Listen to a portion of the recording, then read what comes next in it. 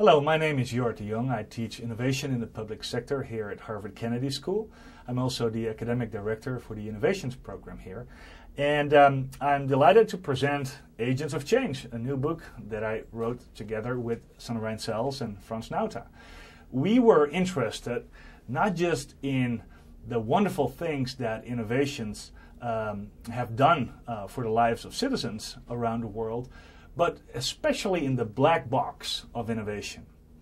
How do innovators succeed in creating these new innovations, these new practices that change public services and law enforcement all over the world? Sometimes it's like a black box because we don't really know what happened and how innovators dealt with the obstacles on their way.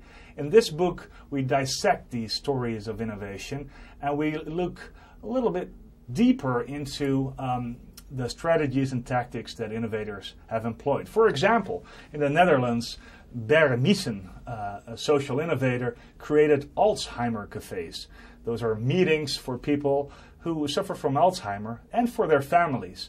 And these Alzheimer cafes provide a great opportunity for patients and their relatives to learn more about the disease and to share ways of dealing with that disease.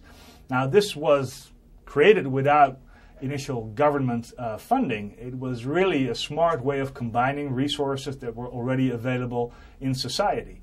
What we did is we analyzed what the use of language was, what the use of timing was, what ethical dilemmas the innovators were dealing with when they were pushing their innovation. And so we made a cross-cutting analysis of 8 different cases of innovation in this book. And we kind of were after a more analytic understanding of the challenges that innovators face. So we wrote this book with students of public sector innovation in mind, but also with practitioners and aspiring innovators in mind. What are the challenges that they can anticipate if they're trying to innovate public services? And how can they understand and deal with those challenges? So besides the analytic frameworks and the increased awareness that we hope to create with this book, we also raise a number of questions. Some of them are ethical questions.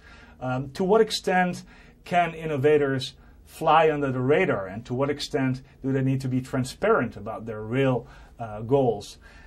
To what extent should they invest in the sustainability of their innovation, and to what extent should they make sure that whatever they set in motion is also reversible if it doesn't work out as planned?